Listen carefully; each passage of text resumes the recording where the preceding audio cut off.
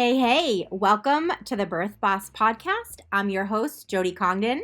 And in this episode, we are going to go over the top 10 things you can do for yourself and your business to stay happy. So, a little countdown today. I don't know whether I should start at 10 or I should start at 1. Let's see here. I'm going to start at number 10. Okay, let's go backwards. Top 10 things you can do for yourself and your business to stay happy. Number 10, recognize your importance. You're not only the owner or the founder, you are the MVP, the VIP, the CEO, the CFO, the COO. You are all the O's.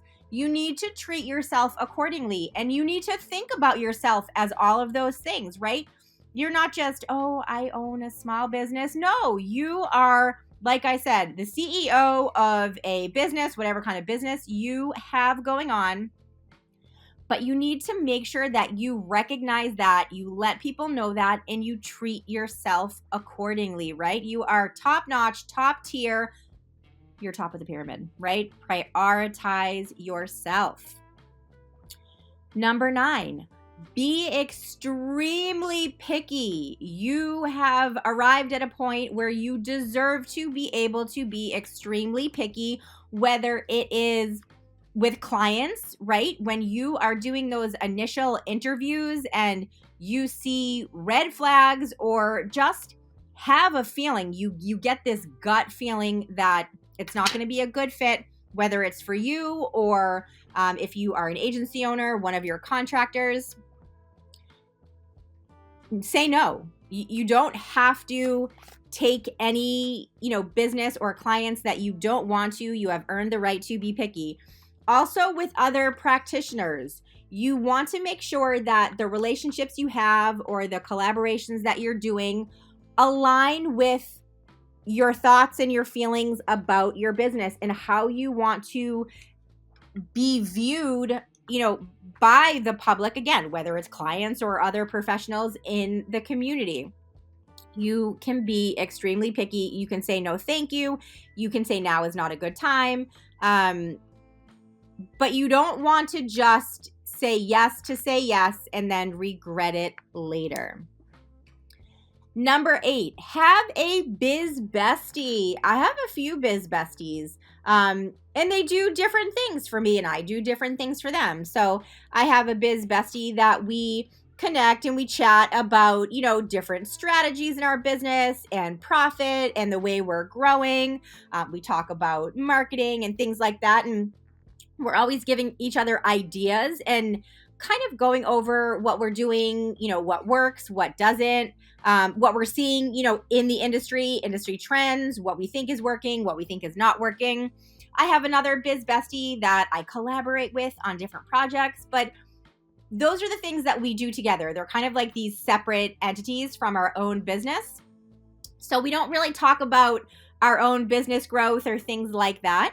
And then I have like another kind of biz bestie. She's someone that I met through, networking, and she's part of, the birth and postpartum community. And we sort of get together and just kind of complain about ourselves and our businesses. And, we talk more about things that are aggravating or annoying us, versus the wins. And we kind of try to hash out those things. And by the end of the conversation, we're over it, moving past it, and, feel a lot better. Number 7, have a CEO day every single week. And a CEO day is a day where you do not work in your business, you work on your business. You analyze, things that have happened maybe in the past week or the past month or the past quarter. You want to stay on top of it. You take a look at profit margins. You take a look at your client load maybe for, the upcoming week. You work on projects that are moving you towards growth, and you kind of think about things that are either, working against that or aiding in that. And then obviously you work on putting more effort into the things that are helpful. I use my CEO day, for just business building, for being creative, for working on projects. I do not My schedule is totally blocked off. You cannot book a call with me. I do not do anything that has to do with my agency. I work just on other parts of my business. So my agency days, which, number 5 actually will go over this, but my agency days are Monday, Tuesdays, and Thursdays. My CEO day is Wednesday. So you will catch me most Wednesdays, messy bun, sweatpants, no makeup, really working on my business. It's rare that I have any Zoom calls, and if I do have a Zoom call, they're with either people on my team or people that I'm working with to help me, on some project in my business. I also use CEO days sometimes for self-care. So getting my hair done, pedicures, massages, things like that, coffee with friends or lunch with friends or colleagues. Those are all things that help me grow and stay healthy and well and happy as the CEO of my business. So that should really go under your CEO day. Number 6, have clear boundaries. Whether it's in your contracts, you want to make sure you're always managing expectations. Things should be crystal clear. There should never be or rarely be a situation where someone says to you, "Oh, I wasn't aware of that," or "I didn't know," or "You didn't say that." I set the clearest expectations. I don't want headaches. I don't want to be putting out fires, especially in my agency with clients and also with contractors. I want to make sure everyone is on the same page. Everybody knows who does what role and when and why and where and just what to expect. So, I definitely hear a lot of agency owners complain about different things. They have a lot of headaches. They're putting out fires at 10 o'clock at night. Someone didn't show up. Someone was unhappy with their service. And, yes, there's always going to be someone who's unhappy, but, for us, it tends to be rare. And it's, kind of what we come to find out is a client who just is never going to be happy with anything. And there are definitely those people out there, but I really try to make sure I always have crystal clear expectations and I know how to say no. I know the importance of saying no. Those are my boundaries, both with clients and colleagues and even friends or family members or anyone. I want to make sure that the things that I say yes to are the things that make me happy and fill my cup. Otherwise, it is a definite no or a not right now, maybe in the future.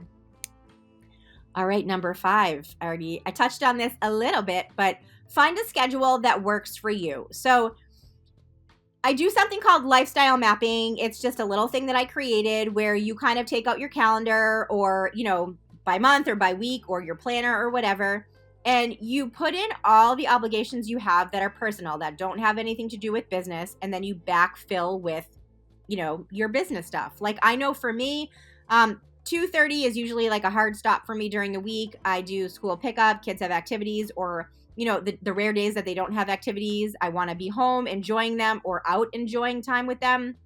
I don't want to have anything scheduled for work. So I make sure that either I do, morning or early afternoon appointments, or things that happen after dinner. Now, I'm a night owl, so I really enjoy 1 or 2 nights a week taking evening clients. And a lot of the clients that I work with for starting an agency or, building their agency or taking the agency that they already have and sort of strategizing growth and scaling, a lot of them are on the West Coast. So that works perfectly for me because I don't mind doing something at 9 or 10 o'clock at night. My kids are in bed. It's pretty quiet here. I have a lot of energy at night. So that is perfect timing for me. And that schedule works perfect for me. Mondays and Tuesdays, I do, some morning, midday, and evening appointments.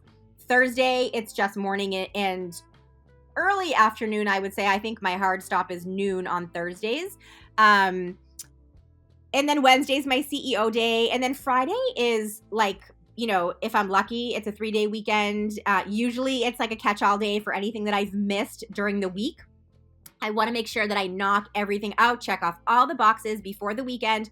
Non-negotiable. I do not do anything that has to do with work over the weekend. That is family time, personal time. Every once in a while, I have a postpartum doula training or a lactation educator training. That obviously I love educating. I love doing those trainings, so I don't mind. Actually, I love working on those weekends, but other weekends where I don't have those kind of obligations are clear for myself and my family. All right, number 4, mini self-care. Now, that doesn't mean there's not bigger self-care, but always incorporate mini self-care. And one of the things that, it's not like of the utmost importance, but it definitely is high on my priority list, is having my nails done. And the reason that is because I'm on video a lot, whether it's with clients or colleagues or just recording stuff for, the podcast or whatever. I like the way my nails look when they're done. I feel like it's just one of those little details that makes you look polished and put together. And personally, I like to have them done. Are they done all the time? No, but it's something that I notice first when I watch myself on video. The very first thing I catch is my nails. If they're done, I feel a wave of satisfaction. If they're not, it's just something that I notice. So that's kind of my mini self-care. And I try to kind of keep up with that. It's something, quick and pretty inexpensive that I can keep up with. The other thing that I love that makes me really, really happy are smoothie bowls.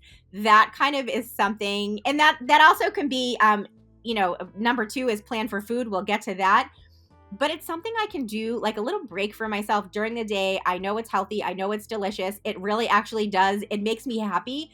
But it also makes me stop for a moment because it's a little bit time consuming to get all the frozen fruit out and, make the smoothie bowl, grab my toppings, do all the things, and then actually sit and enjoy it slowly. If I eat it really fast, which a lot of times I want to do, instead of getting an ice cream headache, I get this frozen chest freeze. I don't know. And it kills my chest. So I really actually have to eat it slowly. But it just makes me sit down and take a break and do nothing. I don't do it every day, but I would say probably 2 or 3 times a week. I take a moment to myself, a few moments, and enjoy a smoothie bowl. And for me, that is mini self-care. All right, number 3, love your workspace. A lot of us work from home, and there's nothing better than sitting down at a clean desk with all of the things that you need, whether it's, your coffee and your phone and your, pad of paper. I have this tear pad that I created. It's like a weekly planner. And at the end of the week, I just rip it off and throw it away, provided everything is checked off. There's a space for follow up on the bottom if anything I missed from last week that I didn't get done over the weekend. And then I have a couple of books, and, my cat is usually on my desk too. My dog is sitting in front of me. My other cat is on the round chair in my office. It just makes me feel good. It makes me feel happy to be sitting down and doing work. When I walk in and my desk is a mess and I sit down and a pile of papers fall, it is an instant crappy start to my work day. Not only because I have to take the time to clean everything off, but I just can't relax. I just can't enjoy what I'm doing if there is just a disaster on my desk. So love your workspace. I love the decoration in my workspace. I have some art on the wall. I recently put up curtains. My dog bed, well, my dog actually has 2 beds in my office, and I have this really beautiful, comfortable round chair, which I don't really see clients in my office, and I'm not entirely sure why I bought it. I saw it and fell in love with it. My cat is usually sleeping on it. The dog food and the dog water and the cat water, everything's in my office. It's basically one big room where kind of everyone hangs out during the workday. And then once the kids get home and my husband gets home and kind of everyone's home, everyone disperses. But from the hours of 9 a.m. until 2:45, I always have my dog, 2 cats, myself, my computer, my coffee, all the things in my beautiful office. So I do love my workspace. So I can check that right off. Number 2, plan for food. As a doula of some sort or somebody in the birth and postpartum professional world, you should know how important nourishment is. We learned this in kindergarten, I think, and there used to be a song. I'm not about to sing it, but you are what you eat, right? You eat garbage, you will feel like garbage. You eat well, you will feel well. And it is very difficult sometimes for me, unless I literally block it off on my calendar. I throw a reminder out there to make myself lunch. And if I don't do that, I find myself late afternoon, starving, I grab chips or something crappy. I'm probably still drinking my coffee and I feel like trash. When I put it in my calendar and I think about it, the day before, I either have leftovers or I make sure I have planned accordingly to have something not only delicious, but like whole and healthy and hearty for lunch. So I'm just feeding, the rest of my day. I feel better. I make better decisions. I'm nicer to people if I plan for food. That is a biggie. You're basically doula-ing yourself. And I feel like, we give all this amazing advice to our clients, and then we literally eat chips and too much coffee during our workday.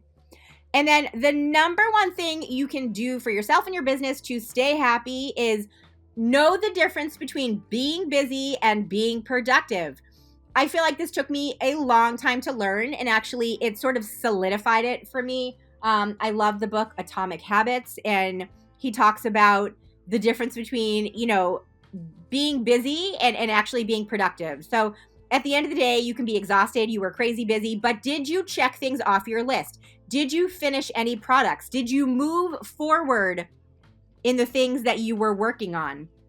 And there are days where I say yes, yes, yes to all those things, and I'm like on top of the world. I feel like, when I get up to go pick up the kids, I feel accomplished. And then there are days where I'm just exhausted and I've worked all day, whatever I was doing, but I've literally accomplished nothing.